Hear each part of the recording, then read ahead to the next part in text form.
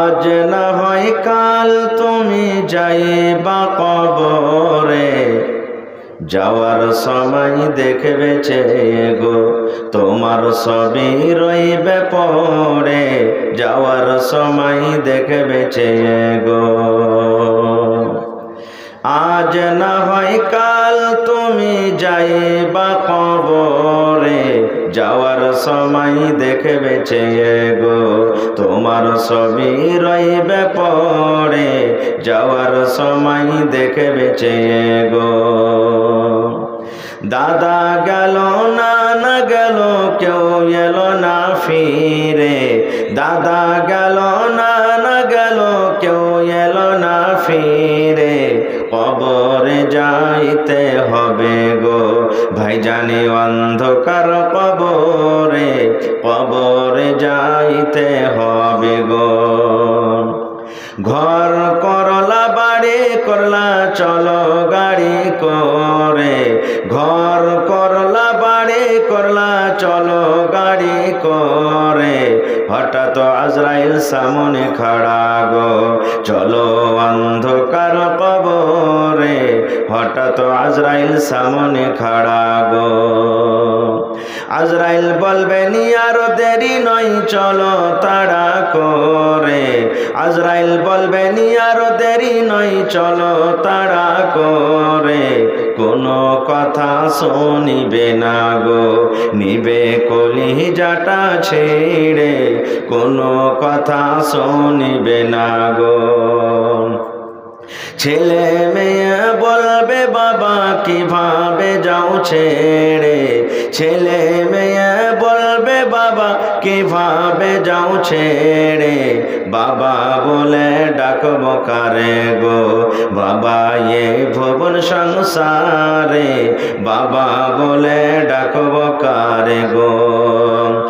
আজ না হয় কাল তুমি যাইবা কবরে, যাওয়ার সময় দেখবে চেয়ে গো তোমার সবই রইবে পড়ে, যাওয়ার সময় দেখবে চেয়ে গো। নারে তাকবীর।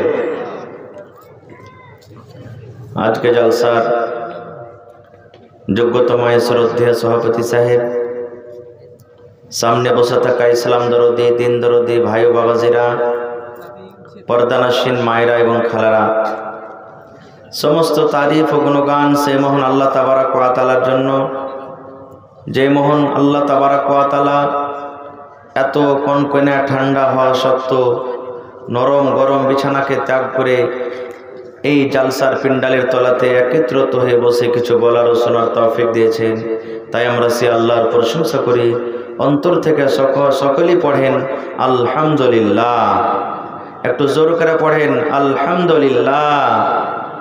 তারপর আমাদের শেষ নবী হযরত মুহাম্মদুর রাসূলুল্লাহ পড়েন সাল্লাল্লাহু আলাইহি ওয়াসাল্লামের পর অগণন দরুদ শরীফ শান্তির ধারা বর্ষিত হোক, আমিন। আল্লাহুম্মা সাল্লি আলাইহি আল্লাহুম্মা বারিক আলাইহি। বন্ধুগণ, আজকে আমি আপনাদের সামনে কোরআন মাজিদের একটি আয়াত তেলাওয়াত করেছি এবং আল্লাহর নবী মুহাম্মদ সাল্লাল্লাহু আলাইহি সাল্লামের একটি হাদিস পড়েছি। সে আয়াত এবং হাদিসটাকে সামনে রেখে মা খালাদের সম্পর্কে কিছু কথা আমি রাখবো আপনাদের সামনে। আল্লাহর কাছে দোয়া করি রব্বুল আলামিন আমি যা কিছু বলবো যেন সই হাদিস এবং কোরআন থেকে বলতে পারি এবং তার প্রতি ছোট বড় সকলেই যেন আমরা আমল করতে পারি, তার জন্য আল্লাহ আমাদেরকে তৌফিক দেন। পড়ুন আল্লাহুম্মা আমিন। বন্ধুরে আমার, আমি ধন্যবাদ জানাই যারা জালসা কায়েম করেছেন। কেন যে স্পেশাল মা খালাদের, আমার ছোট ছোট বোনদের পড়ার ব্যবস্থা করেছেন। তারা পড়া দরকার, তাদের যেটা হক তারাকে দিয়েছেন। বর্তমান যুগে আমার ভাইরা বলেন বেটিকে পড়িয়ে কি লাভ আছে, মেয়েদেরকে পড়িয়ে কি করব, এদের তো বিয়ে হওয়ার পর শ্বশুরের বাড়ি যাবে, রান্না বান্নার কাজ করতে হবে, গোবর তুলতে হবে, থালি বর্তন সাফ করতে হবে, এরাকে পড়িয়ে কি করব যে না, একটা ছেলেকে যদি আপনি পড়ান তো একটাই লোককে পড়ালেন আপনি। একটা ছেলেকে যদি আপনি পড়ান তো একটাই লোককে পড়াইলেন, আর একটা মেয়েকে যদি আপনি পড়ান তো একটা পরিবারকে আপনি পড়ালেন। কথাটা বুঝবেন ভালো করে। একটা ছেলেকে যদি আপনি পড়ান, মাওলানা করেন, মাস্টার করেন, ডাক্তার করেন, ইঞ্জিনিয়ার করেন, প্রফেসর করেন, তো একটাই লোককে আপনি পড়ালেন। আর একটা মেয়েকে যদি আপনি পড়ান একটা পরিবারকে আপনি পড়ালেন। বলবেন কেমন করে যে মাওলানা? আমি এক দুটা উদাহরণ দেব আপনাদের সামনে। আমি পড়েছি, আপনি পড়েছেন, আমার কাছে আছে, আপনার কাছে আছে। এবার আমার যখন বাড়িতে ছোট ছোট সন্তান হবে, ছেলে মেয়ে হবে, তো ছেলেটার লালন পালন আমি করব না আমার স্ত্রীরা করবে? বলেন তো, একটু কথা বলেন। সেই পায়খানা করলে সাফকে করবে? স্ত্রী করবে। ছেলেটার নাকে যদি মক্খন লেগে থাকে সাফকে করবে? স্ত্রী করবে। ছেলেটা যদি শরীয়ত বিরোধী কোনো কাজ করে তাহলে কে ডাঁটবে? ওর মা ডাঁটবে নাকি? এবার যদি মাই না জানে, এবার রাসূলের হাদিস আছে যে পশ্চিম দিকে তুমি মুখ করে পেশাব পায়খানা করিও না, দাঁড় হয়ে তুমি পেশাব করিও না। এবার ওই ছেলেটা দাঁড় হয়ে গেছে আর লম্বা পাইপ একবার দিয়ে শুরু করে দিয়েছে 5 আইসার। এবার যদি ওই জায়গাতে মা পড়ালেখা যদি না থাকে, মা ছেলেটাকে বলতে পারবে এই আল্লাহ রাসূলের হাদিস আছে তুমি দাঁড় হয়ে পেশাব করিও না। ছেলেটা যদি পশ্চিম দিকে কিংবা পূর্ব দিকে মুখ করে পেশাব কিংবা পায়খানা করে, মা যদি পড়ালেখা না থাকে তাহলে বলতে পারবে বাবারে পেশাব পায়খানা উত্তর কিংবা দক্ষিণ দিকে মুখ করে করতে হবে রে বাবা, আল্লাহ রাসূলের হাদিস পশ্চিম কিংবা পূর্ব দিকে মুখ করে করতে হবে না। বলতে পারবে? জোরে বলেন পারবে? পারবে না। এই জন্য তো আমি আর আগে কোনো জায়গাতে বলেছি, আজকে আপনাদের সামনে বলছি যে আল্লাহর রহমতে এই বর্তমান যুগের মায়েরা খালারা পড়ালেখা হয়েছে, তারাক্কি হয়েছে, উন্নতি হয়েছে। আজ থেকে 15 বছর, 20 বছর, 30 বছর আগেকার মহিলারা জানেন যখন তাদেরকে ছেলেপিলা যখন রাতের বেলাতে যখন পেশাব করতে উঠতো তখন মা খালার একটা দোয়া শেখাইতো ছেলেটাকে। কি দোয়া জানেন? আপনাদের এলাকাতে আছে কি না জানা, আশা করছি আছে। ছেলেটা যখন রাতের বেলাতে পেশাব করতে উঠতো তখন মা বলতো, ছেলেটা ঘুম ঘুম অবস্থা তো হয়ে আছে, কোনো রকম দাঁড় হয়ে কিংবা বসে পেশাব করছে, মা বলতো রে মরার বেটা মরা, বল না দোয়াটা বল, এ মরার বেটা বলা বল। ছেলেটা বলতে পারবে না, ওর গালে ঠোক না মেরে বলতো যে বল কি, 1 বাত্তা 2 বাত্তা 3 বাত্তা ঘর সত্তা বাহির মত্তা। এটা দোয়া শেখাতক না, শেখাতক না? ছেলেটা যদি বলতে না পারত তাও বলতো বল 1 বাত্তা 2 বাত্তা 3 বাত্তা ঘর সত্তা বাহির মত্তা। মানে এই দোয়াটা পড়তে গেলে ছেলেটা আর বিছানে পেশাব করবে না, ছেলেটা ঘরে পেশাব করবে না, ছেলেটা বাইরে পেশাব করবে। আচ্ছা বলেন তো এইটা কি হাদিসের কথা? জোরে বলেন, এটা হাদিসের কথা? এটা হাদিসের কথা নয়। তবে ওই জায়গাতে যদি ওই মা ওই বোন পড়ালেখা হতো তাহলে তো কথাটাই বলতো, বেটা রে আল্লাহ নবীর হাদিস, রসুল বলেছেন যখন তুমি পেশাব পায়খানা করতে বসবে তখন এই দোয়াটা তুমি পড়বে, বিসমিল্লাহি আল্লাহুম্মা ইন্নী আউযু বিকা মিনাল খুবুসি, তারপরে কি আছে ওয়াল খাবাইস, এটা দোয়া আছে। দেখবেন বাচ্চারা যখন ঘুমাবে, ছেলেটা ঘুম আসে না, মায়েরা দোয়া সূরা না পড়ে মায়েরা কি করতো, ওই জামানার মায়েরা খালারা সুবহানাল্লাহ নিজের ছেলে মেয়েকে ঘুম দিত। কেমন করে ঘুম দিত জানেন?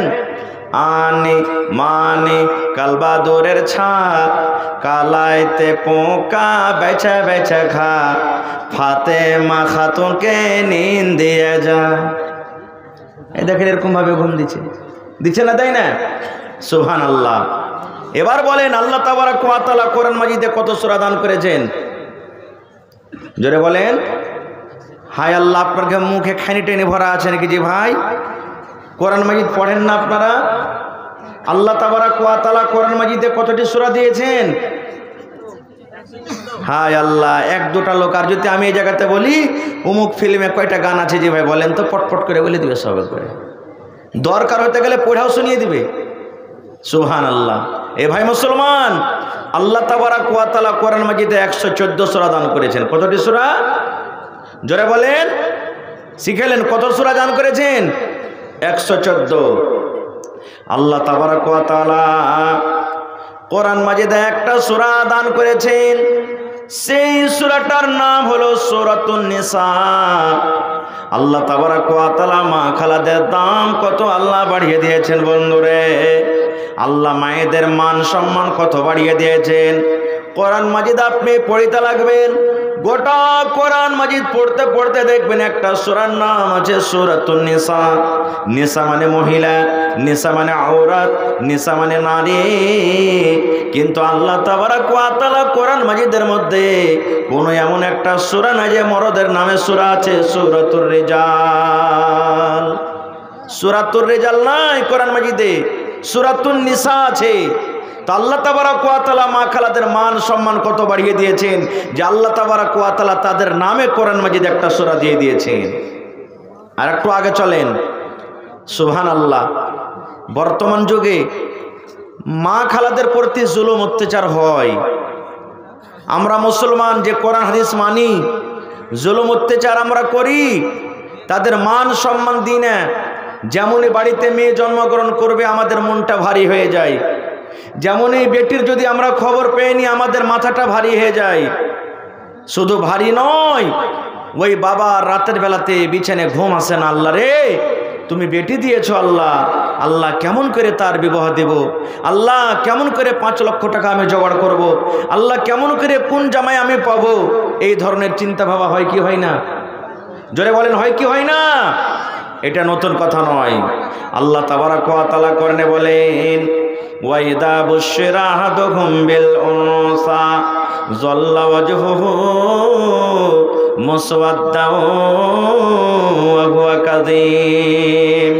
আল্লাহ রাব্বুল আলামিন বলেন, ওই মক্কা নগরে যেখানে আমার নবী আপনার নবী জন্ম নিয়েছিলেন, ওই মক্কা নগরে ওই মক্কার লোকেরা, ওই আরবের মানুষেরা যখন তাদের বাড়িতে মেয়ে জন্মগ্রহণ হতো করে বন্ধু, ওই মেয়েকে বাড়িতে যেমনই মেয়ে জন্মগ্রহণ করলো, ওই মেয়ে জন্মগ্রহণ করার কারণে ওই বাবার মুখ খানা কালো হয়ে যেত। বাবা গ্রামে হাঁটতে পারত না, বাবা দোকানে বসতে পারত না। বাবা মনে মনে চিন্তা করতো, রব্বুল আলামিন কেন তুমি আমাকে মেয়ে দান করেছো? আল্লাহ তুমি একটা ছেলে কেন তুমি আমাকে দাওনি? আল্লাহ তুমি কেন মেয়ে দান করেছো? আল্লাহ কেমন করে আমার মেয়ের বিয়ে দিব? কে আমাকে শ্বশুর বলবে? আল্লাহ আমি কাকে জামাই বলবো? আল্লাহ তুমি মেয়ে কেনে দিয়েছো, আল্লাহ তুমি ছেলে কেন দাওনি? আফসোস করতো। ইমাম বাগাবী রাহমাতুল্লাহ আলাইহি বলছেন, ওই মেয়ের বয়স 5 বছর 7 বছরকার যখন হয়তো, তখন ওর বাপ একটা কোদল নিয়ে, কোদল বুঝেন তো, একটা কোদল নিয়ে জঙ্গলের ভিতরে চলে যেত। ওর স্ত্রীকে জানাইত না, বেটিকে জানাইত না। এবার জঙ্গলের ভিতরে একটা কবর খুঁড়তো, গর্ত করে বাড়িতে আসতো। বাড়িতে আসার পর স্ত্রীকে বলতো পরের দিন, বিবি রে তুমি আমার হালিমাকে সুন্দর করে সাজাইয়া দাও রে বিবি, আমার জায়েদাকে সুন্দর করে সাজাইয়া দাও, আমার জামিলাকে সুন্দর করে তুমি সাজাইয়া দাও রে বিবি। এই ধুলিয়ান বাজার কেমন হয়, এই বারোয়া মার্কেট কেমন হয়, আমার মেয়ে জীবনে এখনো দেখেনি। বয়স 5 বছর 7 বছর 10 বছর হয়ে গেল। আমার কলেজের টুকরাকে তুমি গোসল দে, তেল দে, নতুন জামা পরে সুন্দর করে তুমি সাজাইয়া দাও। আমার কলেজের টুকরাকে আমি এক নজর মেলা ঘুরাইতে নিয়ে যাব। এই কথাটা শুনে মা খুশিতে পাগল। মনে হয় আমার স্বামী আমার ছেলের পরে ময়ে দয়া হয়েছে, আমার মেয়েটাকে আর মারবে না। কিন্তু ওরে আল্লাহ, ওই মা তো জানে না কি আমার মেয়েকে কোন মেলাতে নিয়ে যাবে, কোন বাজারে নিয়ে যাবে। মা খুশির সাথে বন্ধুরে সুন্দর করে নিজের মেয়েকে গোসল পানি দিয়ে, তেল কোজল দিয়ে, নতুন একটা জামা পরায়ে বাবার হাতে তুলে দিতেন। আব্বাজান নিজের মেয়ের হাত খান ধরে টানতে টানতে টানতে টানতে টানতে যে জায়গাতে জঙ্গলে গর্ত করে এসেছে ওই গর্ত পর্যন্ত নিয়ে চলে যায়। এবার মেয়ে বলতে লাগলো, আব্বা গো এই জায়গাতে কোনো বাড়ি নাই, কোনো বাজার নাই, কোনো লোকজন দেখতে পাওয়া যায় না। এখানে কোনো দোকান পাশার দেখতে পাওয়া যায় না। এই জায়গাতে আপনি কোথায় আমাকে নিয়ে এলেন? আপনি তো বললেন বেটি রে তোমাকে বাজারে নিয়ে যাব, মেলা থেকে নিয়ে যাব, এখানে কোন রকমের লোকজন দেখতে পাওয়া যায় না, ব্যাপারে কি? এবার আব্বাজান বলতো বেটি রে এই জঙ্গলের পর একটা মার্কেট আছে, একটা বাজার আছে, ওই বাজার তোমাকে নিয়ে যাব। হাই রে মাসুম বাচ্চি, কলেজার টুকরাও জানতো না আমার আব্বাজান আমাকে কোন মেলা নিয়ে যাবে, কোন মেলা ঘুরতে নিয়ে যাবে।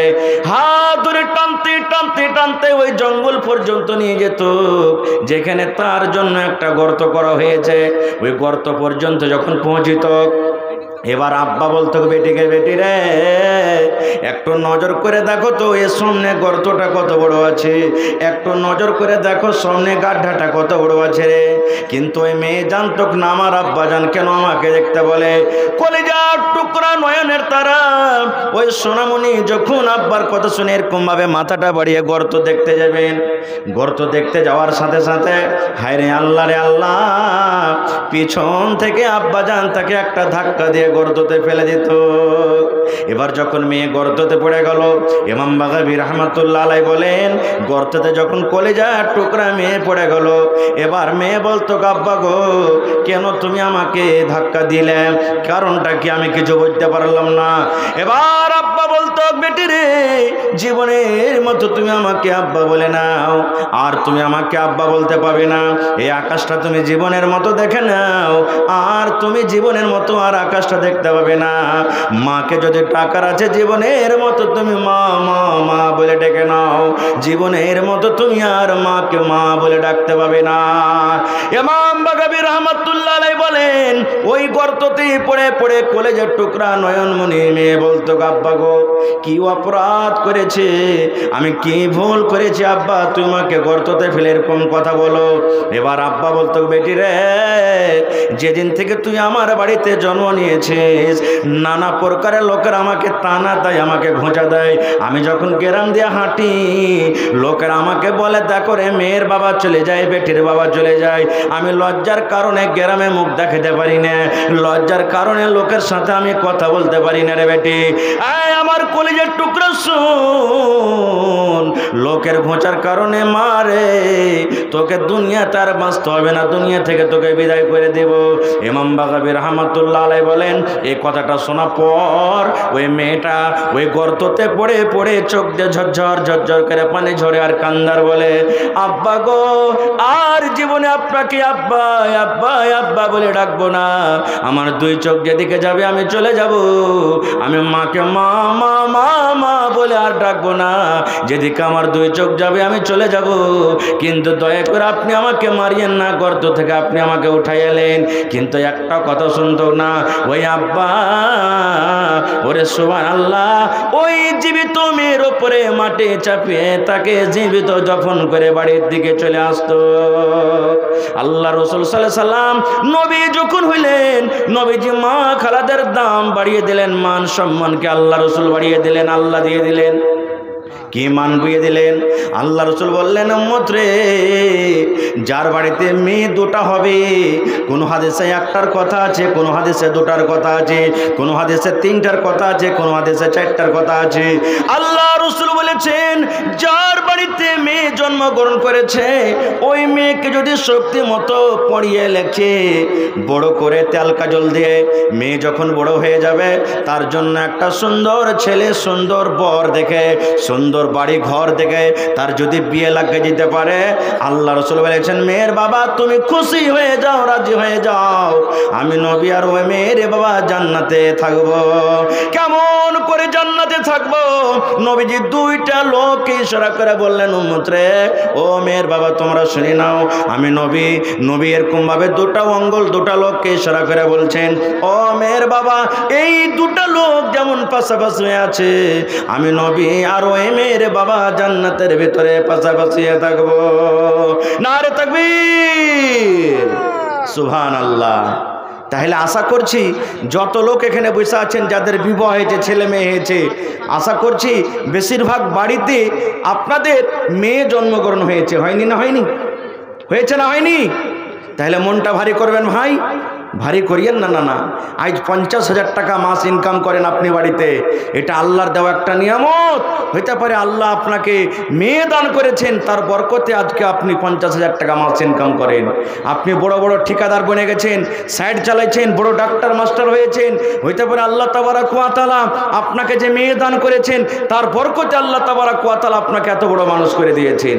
এত বড় জুলুম অত্যাচার হইতো। আর একটু আগে চলেন, আর কি মেয়েদের প্রতি জুলুম হইতো? আল্লাহ রসুল সাল্লাল্লাহু আলাইহি সাল্লামের জামানাতে ইহুদিরা কি করত? যখন ওরকে স্ত্রীদের যখন হাইজ হইতো, মাসিক হইতো, মা খালাদের মাসে মাসে হাইজ হয় কি হয় না? জোরে বলেন, হাইজ হয় কি হয় না? যখন হাইজ হইতো তখন ওরকে স্ত্রীরাকে বলতো ইহুদিরা, এই 3 দিন 4 দিন 5 দিন 6 দিন 7 দিন জয় দিন তুই না পাক হয়ে থাকবি, আমার বিছানে তুই আসবি না, তুই আলাদা আলাদা রুমে থাক, তুই আমার জন্য ভাত রান্না করবি না, রুটি করবি না, আমার জন্য ছাতু করবি না, আমার জন্য পানি নিয়ে আসবি না, আমার জন্য তরকারি করবি না, কারণ তুই নাপাক হয়ে আছিস, তুই আমার পাঞ্জরে আসবি না, তুই আলাদা রুমে থাক, জয়দিন তুই নাপাক হয়ে থাকবি। কারা করতো? ইহুদিরা নিজের স্ত্রীর সাথে। এবার সাহাবায়ে কেরাম রসুলকে বললেন, হুজুর একটা কথা শুনেছেন? বলছে কি? তো রসুল সাহাবীরা বলছেন, হুজুর এই যে ইহুদিরা আছে, ওরকে স্ত্রীর যখন মাসে মাসে হাইজ হয় তখন ওরকে স্ত্রীরাকে আলাদা করে দেয়, আর বলে তুই নাপাক হয়ে আছিস, জয় দিন তুই নাপাক হয়ে থাকবি, আমার বিছানে তুই আসবি না। যখন নবী কথাটা শুনলেন, আমার মায়েরা খালারা, দেখেন আল্লাহ রাব্বুল আলামিন আপনাদের মান সম্মান বাড়িয়ে দিলেন। দয়ার নবী এলান করে দিলেন, উম্মত রে, যখন তোমাদের স্ত্রীদের হাজ হবে, মাসিক হবে, মাসিক হওয়ার কারণে তাদের শরীরটা নাপাক হয়ে যায় না, মাসিক হওয়ার কারণে একে বিছানে ঘুমাইতে পাওয়া যাবে না, এরকম কোনো কথা নয়। আল্লাহ রাসূল বলেছেন, তোমার স্ত্রীর হাজ হয়, মাসিক হয়, মাসিক অবস্থাতে মহিলারা নামাজ পড়বে না। আল্লাহ রাব্বুল আলামিন তাদের জন্য নামাজকে আল্লাহ মাফ করে দিয়েছেন। 1 দিন 2 দিন 3 দিন 4 দিন 5 দিন জয় দিন মায়েরা নাপাক থাকবেন, নাপাক হালাতে আল্লাহ নামাজকে মাফ করে দিয়েছেন, তারা নামাজ পড়বে না।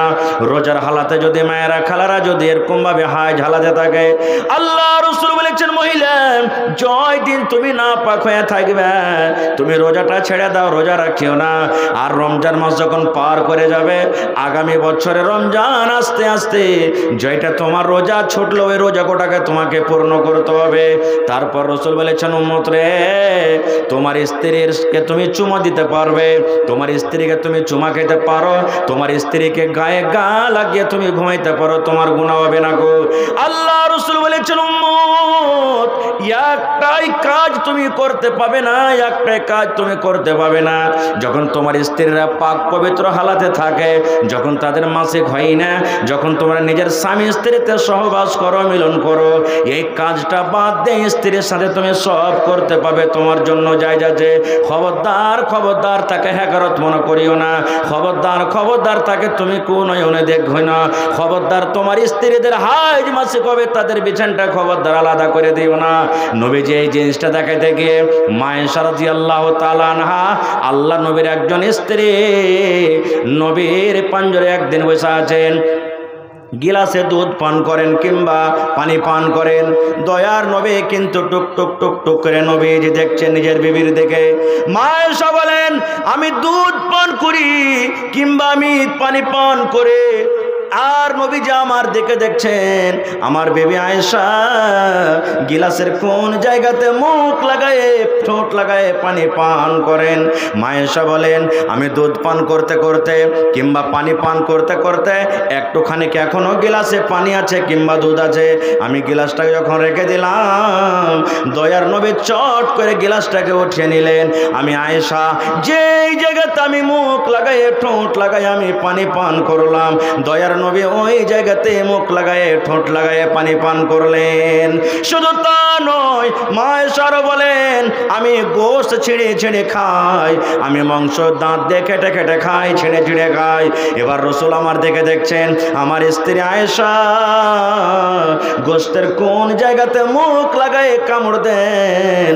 মায়েশা বলেন, আমি যখন পিসটাকে রেখে দিলাম, আল্লাহ রাসূল চট করে পিসটাকে উঠিয়ে নিলেন।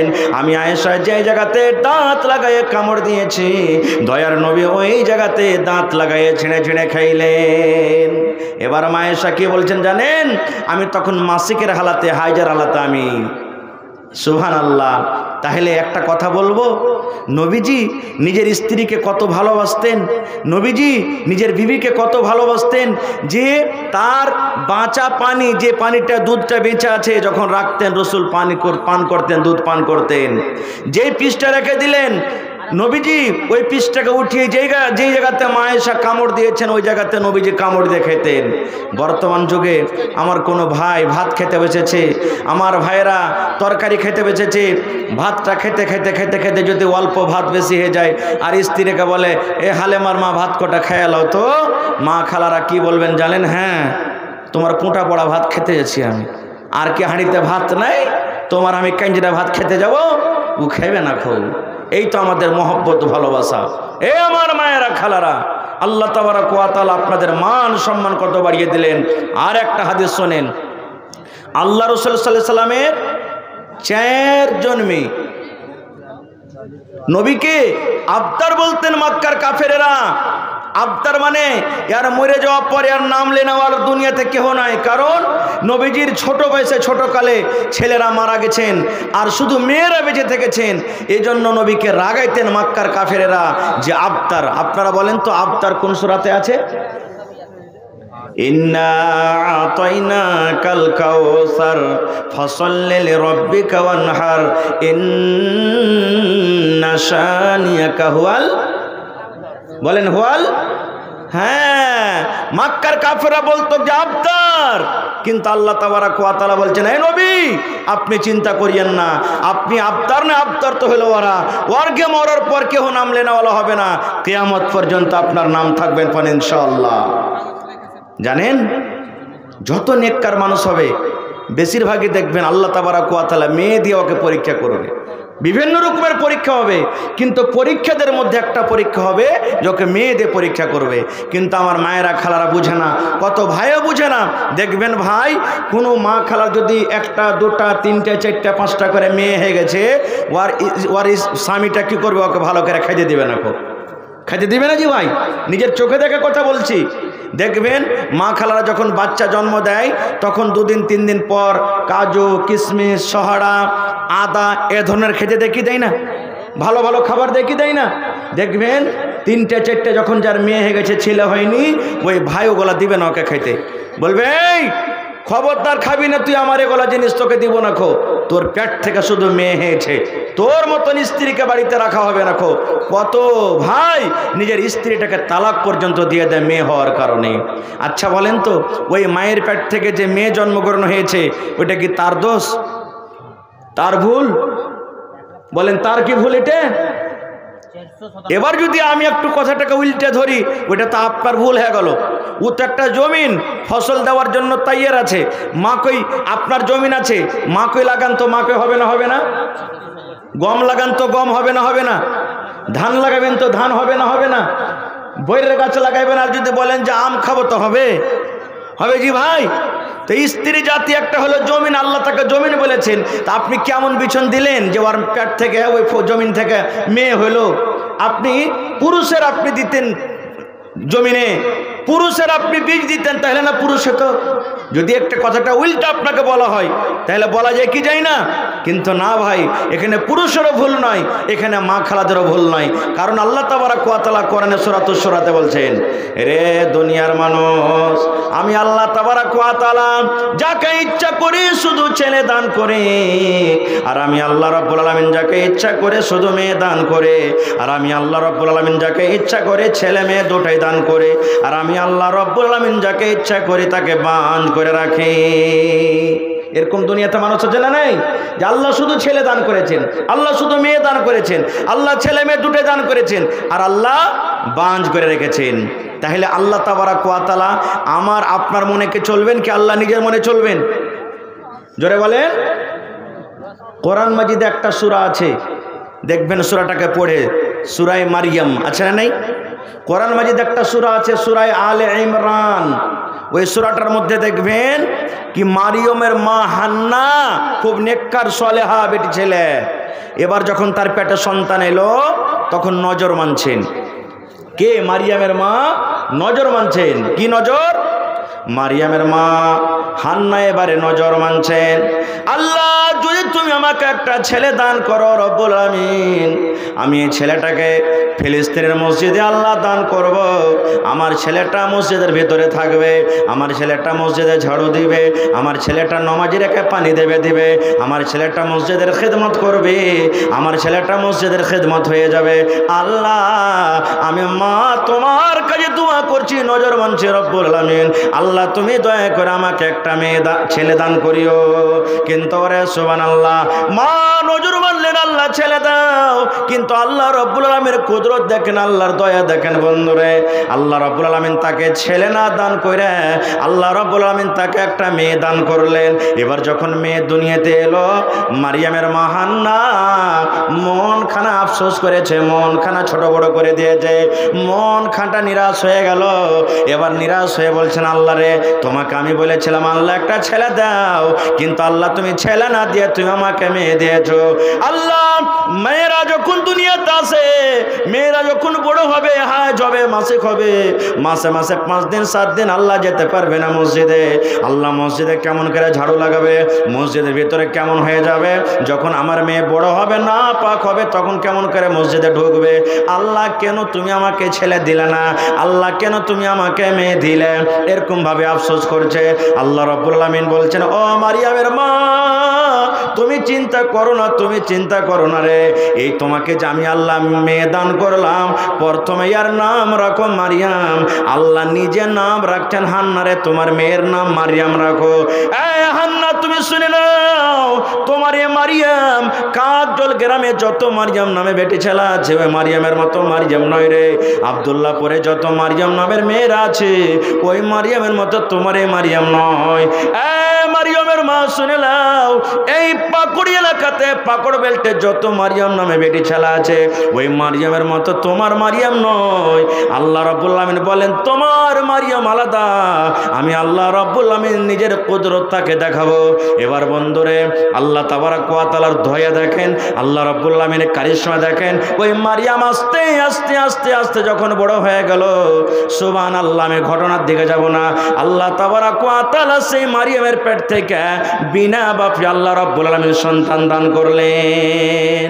সে সন্তানের নাম কি বলেন তো? জোরে বলেন, আরো জোরে বলেন। হ্যাঁ, ঈসা আলাইহিস সালাম। এবার বলবেন হাজী মাওলানা, তাহলে নবী কি নিজের মেয়েকে ভালোবাসতেন? কতটুকু ভালোবাসতেন একটু বলেন তো? সুবহানাল্লাহ। নবীজির শেষ টাইম, বুখারী শরীফের হাদিস, নবীজি দুনিয়া থেকে চলে যাবেন সোমবারের দিন। সাহাবাই কেরাম বসে আছেন আশেপাশে, আজকে যেমন আপনারা জালসা শুনছেন, সাহাবাই কেরাম বসে আছেন, নবীজের স্ত্রীরা গোল হয়ে চারিদিকে বসে আছেন। এবার নবীজি নিজের বেটি ফাতেমাকে মা বলে ডাকতেন, মা বলে ডাকতেন, কলেজের টুকরা। নবীজি বলছেন, কই আমার ফাতেমা, আমার কলেজের টুকরা ফাতেমা কই, আমি একটু দেখবো। ফাতেমাকে খবর হলো। এবার ফাতেমা দৌড়াতে দৌড়াতে দৌড়াতে এলেন দয়ার নবী। এবার ফাতেমার দিকে ইশারা করেছেন, ও আমার কলিজার টুকরা ফাতেমা বেটি রে, মা গো তোমার কানটা আমার মুখের কাছে লাগাইয়া দাও। ও আমার ফাতেমা, তোমাকে আস্তে করে আমি কিছু কথা বলবো, আমার কথা যেন আমার সাহাবীরা যেন শুনতে না পায়, আমার কথা যেন আমার বিবিরা শুনতে না পায়। ও ফাতেমা, তুমি তোমার কানটা আমার মুখের কাছে লাগাইয়া দাও মা, তোমাকে আমি আস্তে করে কিছু কথা বলবো। এবার ফাতেমা রাদিয়াল্লাহু তাআলা আনহা আব্বার কথা শুনে নিজের কানটাকে নবীর মুখের কাছে লাগিয়ে দিলেন। দয়ার নবী আস্তে করে কানে কানে কোন এমন কথা বললেন, কথা শোনা পর ফাতেমার চোখ দেয়া ঝরঝর ঝরঝর করে পানি ঝরতে শুরু হয়ে গেল। ফাতেমা কাঁদতে লাগলেন। সাহাবাই কেরাম বলছেন, আল্লাহ রে, নবীজি কোন এমন কথা নিজের মেয়েকে বললেন? কথা শোনা পর ফাতেমা কাঁদতে লাগলেন, ফাতেমার চোখে পানি। এবার রাসূল বলছেন, আল্লাহ রে, আমার কথা শুনে আমার ফাতেমা কাঁদতে লাগলো, আমার কথা শুনে আমার ফাতেমার চোখ দিয়ে পানি ঝরতে লাগলো। নবীজি আমার বলছেন, বেটি রে, ও আমার ফাতেমা শোনো মা, আর একবার তোমার কানটাকে আমার মুখের কাছে কাছে লাগাইয়া দাও মা, আমি আর একবার তোমাকে আস্তে করে কথা বলবো। এবার দ্বিতীয়বার নবীজি ফাতেমার কানে কানে কোন এমন কথা বললেন, ওই কান্দা মানুষ এবারে ফাতেমা হাসতে লাগলেন। প্রথম কথা নবীজি ফাতেমার কানে কি বললেন? কাঁদতে লাগলেন। দ্বিতীয়বার কি বললেন? হাসতে লাগলেন। নবীজি দুনিয়া থেকে চলে গেলেন। একদিন মা আয়েশা রাদিয়াল্লাহু তাআলা আনহা, আল্লাহ নবীর এটা একজন স্ত্রী, এবার বেটিকে বলছেন, ফাতেমা আমি নাই তোমার সতার মা, একটা কথা বলবে না মা? বলছে কি? বলছে বেটিরে, যেদিন তোমার আব্বার আখরি দিন, যেদিন তোমার আব্বা দুনিয়া থেকে চলে যাবেন, কোন এমন কথা তোমাকে তোমার আব্বা বলেছিলেন যে আমাদেরকে জানাননি? আর সেই কথাটা শুনে প্রথমবার তুমি কেঁদেছিলে, তোমার চোখে পানি দেখেছিলাম, আর দ্বিতীয়বার নবীজি কানে কানে তোমার কোন এমন কথা বলেছিলেন যে তোমার মুখে হাসি ফুটেছিল মা? সে কথাটা কি বলবে না? এবারে ফাতেমা রাদিয়াল্লাহু তাআলা আনহা বলছেন, হ্যাঁ মা, এখন আমি কথাটা বলবো। কি কথাটা বলেছিলেন? এইবারে ফাতেমা বললেন, মা গো, আমার আব্বা জান যখন আমার কানে কানে কানে কিছু প্রথম কথা বললেন, আমি কেঁদেছিলাম। এই কথাটা আমার বলেছিলেন, ফাতেমা রে, আমি দুনিয়া থেকে চলে যাব রে মা, জীবনের মতো আর তোমার সাথে আমার দেখা হবে না। ফাতেমা, যদি তোমার আব্বার বলার থাকে বলে নাও, কারণ তুমি আজ পর আমাকে আর আব্বা বলতে পারবে না। ও ফাতেমা, আল্লাহ রাব্বুল আলামিনের পক্ষ থেকে অর্ডার হয়েছে, দুনিয়া তার আমি আর বাঁচবো না, দুনিয়া থেকে চলে যাব। ফাতেমা, জীবনের মতো তুমি আব্বাকে আব্বা বলে ডেকে নাও। মা গো, আব্বার মৃত্যুর কথা শুনে, আব্বার মরার খবরটা পেয়ে আমার মনটা ভেঙে গেল গো মা। আল্লাহর এত সুন্দর মানুষটা দুনিয়া থেকে চলে যাবেন, কে আমাকে সকাল সন্ধ্যা মা মা মা বলে ডাকবে, আমি কাকে আব্বা আব্বা বলে ডাকবো? এত বেদনা আমি সহ্য করতে পারবো না বলে আমার চোখ দিয়ে পানি ঝরতে শুরু হয়েছিল। এবার নবীজি মানে আমার আব্বা জান আবার যখন আমার কানে কানে বললেন, আমি হাসতে লাগলাম। এই কথাটা বলেছিলেন গো মা, ফাতেমা বেটি রে, তুমি কেঁদো না, কেঁদো না, কেঁদো না। আমার বংশের মধ্যে, খানদানের মধ্যে সর্বপ্রথম যে আমার সাথে দেখা করবে সেটা হবে মা ফাতেমা তুমি। ও ফাতেমা, তুমি কেঁদো না, আমার বংশের মধ্যে সব থেকে আগে যার সাথে দেখা হবে সেটা হবে মা ফাতেমা তুমি। সুবহানাল্লাহ। ঠিক নবীজির মৃত্যুর 6 মাস পর মা ফাতেমা রাদিয়াল্লাহু তাআলা আনহা দুনিয়া থেকে চলে গেছিলেন। কেন ঘটনাটা আমি বললাম? এই জন্য বললাম যে আল্লাহ রাসূল সাল্লাল্লাহু আলাইহি সাল্লাম নিজের মেয়েকে কত ভালোবাসলেন। সাহাবায়ে কেরামকে নিজের মতের খবর দিলেন না, নিজের বিবিরাকে মতের খবর দিলেন না, মতের খবর দিলেন কাকে? কলেজার টুকরা, সুবহানাল্লাহ, মেয়েকে। আর আজকে আমাদের অবস্থা কি জানেন? আমি আপনি যখন মরে যাব, বেটারাকে ডাক দিয়ে কানে কানে বলবো যেন তোর বহিনেরা শুনতে না পাই, রে বেটা, ওই বাক্সর ভিতরে 5 লক্ষ টাকা জমা আছে, খবরদার তোর বোনেরাকে জানাবি না, তোরা 3টা ভাই আছিস, ভালো করে তোরা ঝগড়াঝাঁটি করিস না, ভাগযোগ করে নিবি। বেটারে, ওই মাঠের জমিনটা যেখানে দগা ফসল হয়নি, তোর বহিনেরাকে ওখানে জমিনটা দিবি। আর যত বাজারের জমিনগুলা সেন্টারে আছে, রোডের রাস্তাতে আছে, ওই জমিনগুলা কাকে দিবি? তোরা নিবি ভাগযোগ করে। এই তো আমাদের এই। সুবহানাল্লাহ। নবী তোমার নাম শুনে পাগলে আমার মনটা গো, নবী একবার দেখা দিও গো। নবী তোমার নাম শুনে পাগলে আমার মনটা গো, নবী একবার দেখা দিও গো, নবী একবার দেখা দিও গো। স্বপ্নেতে দিও গো দেখা, দেখব নয়ন ভরে গো। কিয়ামতে দিও গো দেখা, দেখব নয়ন ভরে গো। নবী একবার দেখা দিও গো, নবী একবার দেখা দিও গো। নবীজির নাম শুনিয়া পাগলে আমার মনটা গো, নবী একবার দেখা দিও গো।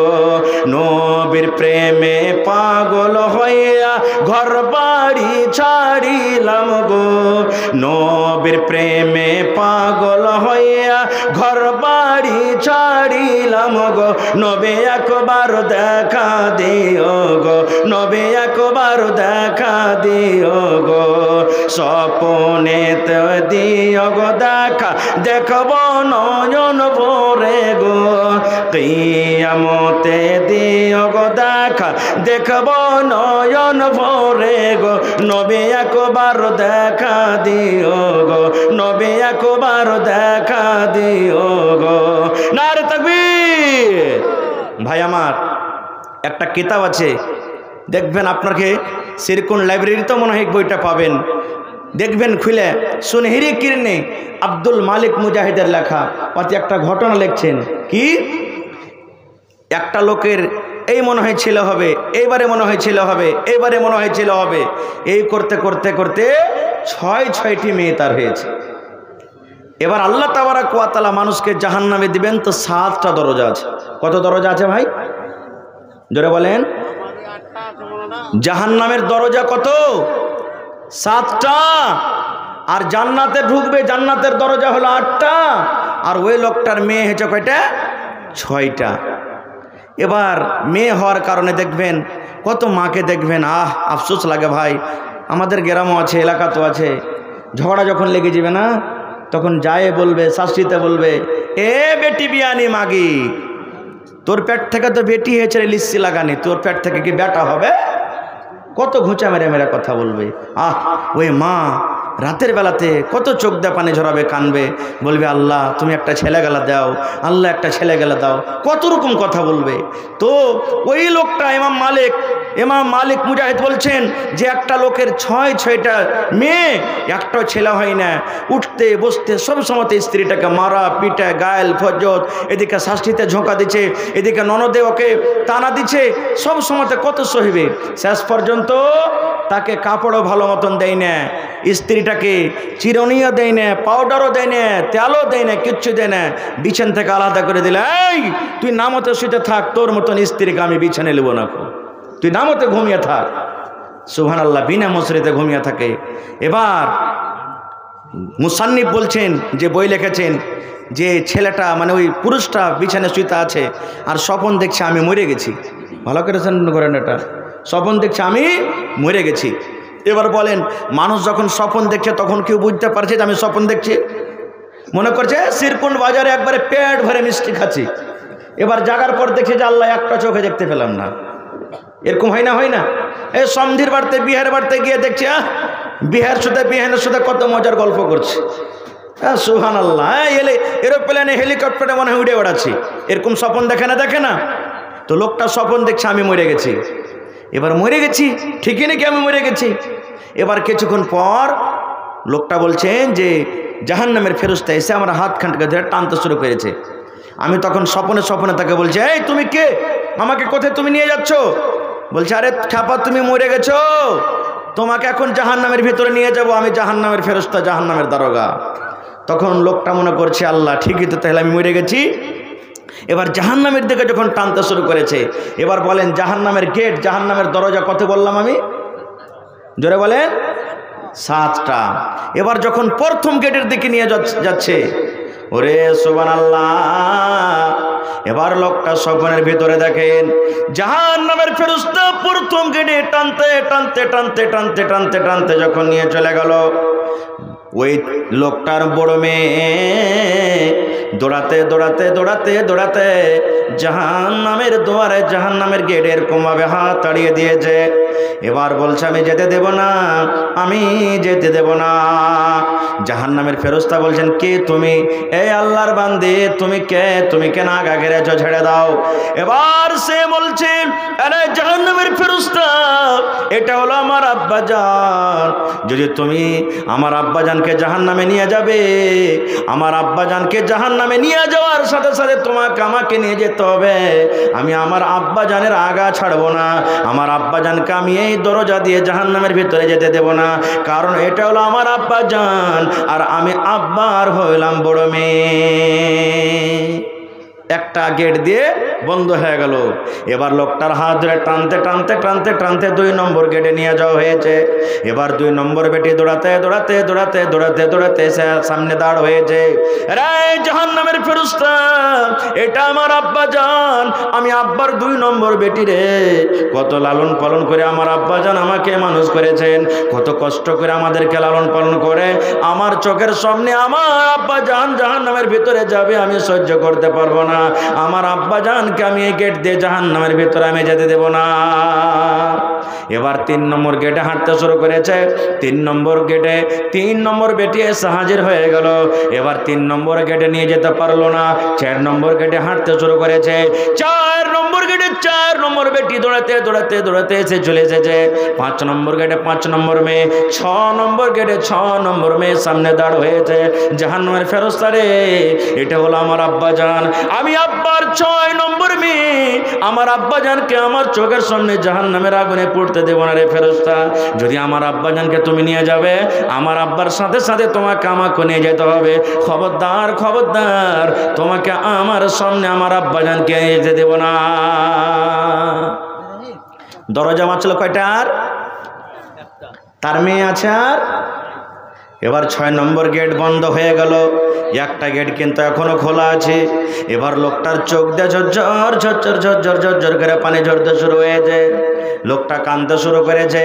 জাহান্নামের ফেরেশতা জিজ্ঞাসা করছেন, ও আল্লাহর বান্দারে, এখনো তুমি জাহান্নামের ভিতরে যাওনি, এখনো জাহান্নামের মজা খেতে পাওনি, তবে তোমার চোখ দিয়ে কেন পানি ঝরে, তুমি কারণটা একটু বলতে পারবে? এবার সে মেয়ের বাবা বলতে লাগলো, ওরে আল্লাহর ফেরেশতা, এখনো আমি জাহান্নামের ভিতরে যাইনি রে, এখনো জাহান্নামের মজা আমি খেতে পাইনি, এখনো জাহান্নামের ভিতরে কি আছে আমি দেখতে পাইনি, তবে এই জন্য কান্দে, আজকে আমি আফসোস করে কান্দে। আল্লাহ, তুমি আর যদি আমার দুনিয়া তার একটা মেয়ে জন্মগ্রহণ হইতো আল্লাহ রে, তাইলে আজকে আমি 7 নম্বর গেট থেকে বেঁচে যেতাম। আল্লাহ, আমার মেয়ে হলো 6টে আর জাহান্নামের দুয়ার আছে 7টা। আল্লাহ, 6 নম্বর গেট থেকে আমি বেঁচে গেলাম। আল্লাহ, 7 নম্বর গেট থেকে আমাকে কে বাঁচাবে? এই জন্য আমি কাঁদছি, আল্লাহ 7 নম্বর গেট থেকে কে বাঁচাবে? আর একটা আল্লাহ তুমি আমাকে বেঁচে দিতে, 7 নম্বর গেট থেকে আমি বেঁচে যেতাম। এই কথাটা বলা পর সুবহানাল্লাহ, তার স্বপ্ন ভেঙে গেল। যেমনই স্বপ্ন ভাঙলো, দেখছে তারে আমি পালঙ্গে শুইতে আছি রে। ব্যাপারটা কি? পালঙ্গে শুইতে আছি, আমি তো মরিনি।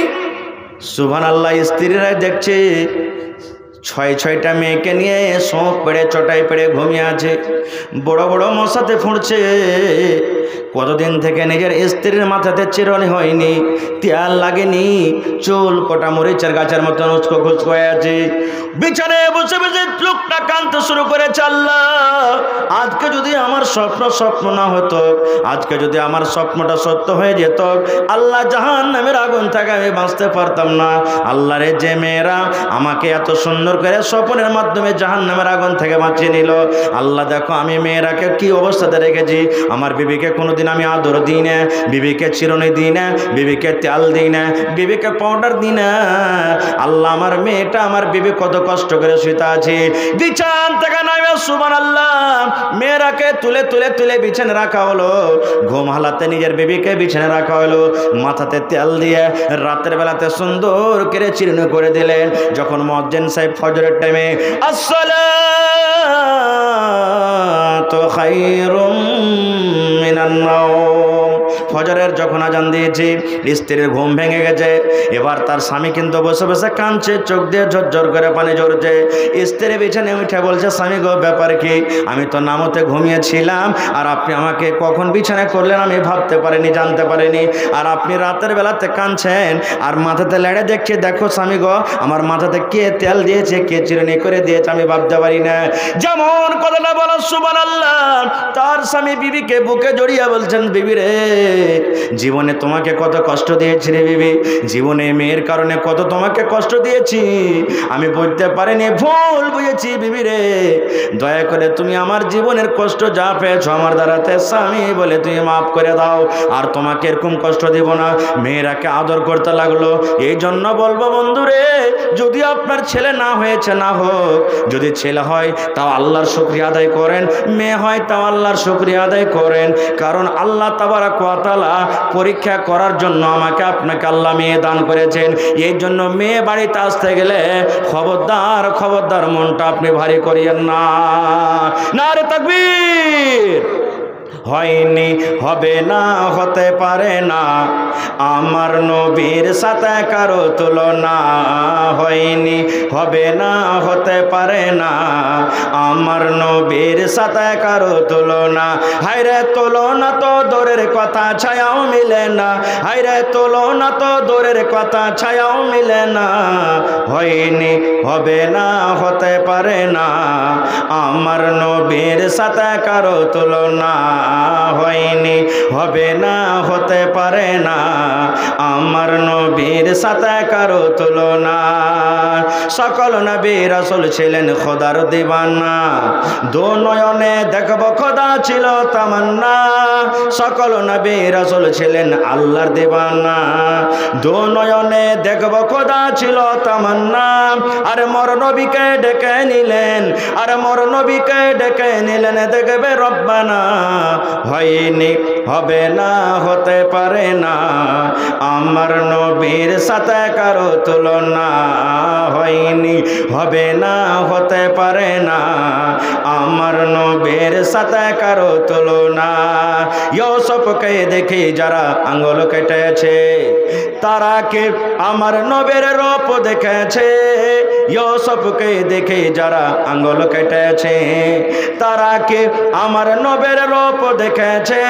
আরে দেখতো যদি কেটে দিত, আরে দেখতো যদি কেটে দিত কলিজাখানা। হয়নি, হবে না, হতে পারে না আমার নবীর সাথে কারো তুলনা।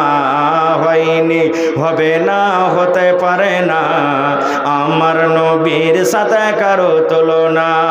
যার শানে আল্লাহ তাআলা করলেন ঘোষণা, খলকে আযম আমার শাহে মদিনা। যার শানে আল্লাহ তাআলা করলেন ঘোষণা, খলকে আযম আমার শাহে মদিনা।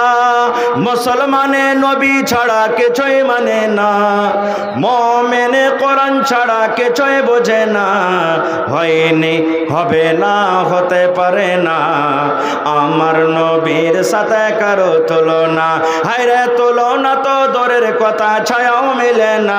হায়রে তুলনা তো দূরের কথা, ছায়াও মিলে না। হয়নি, হবে না, হতে পারে না আমার নবীর সাথে কারো তুলনা।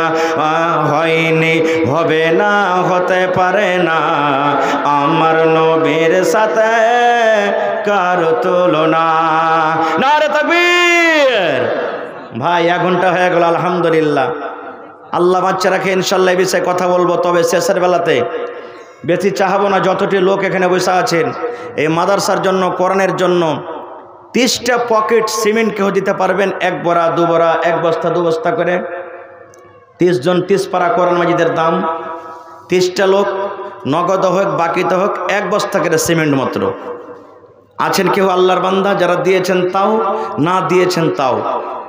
মা মারা গেছেন, আব্বা মারা গেছেন, তারাকে স্মরণ করে 30টা মাত্র পকেট। কেউ 1 পকেট দিবেন, কেউ 2 পকেট দিবেন, কেউ 5 পকেট দিবেন। সিমেন্ট মা খালারকে পিন্ডালে একবার পাঠান কাহকে। আমার মায়েরা খালারা দেখি শেষের বেলাতে গলার এখানটা চান্দির হার, সোনার হার, নাকের কানের পায়াল, এগুলা দান করতে পারেন কি পারেন না? কোনো এমন জালসা নেই যে জালসাতে গয়না পাওয়া যায়নি। এই বছরে জালসাতে ছাগলও পাওয়া গেছে, জি ভাই, বকরি, আল্লাহুস সামাদ, গরুও পাওয়া গেছে দানে, জমিন জায়গা তো পাওয়া গেছে। দেখি শেষের বেলাতে কোনো এমন একটা আল্লাহর বীর মুজাহিদিনের মজলিস থেকে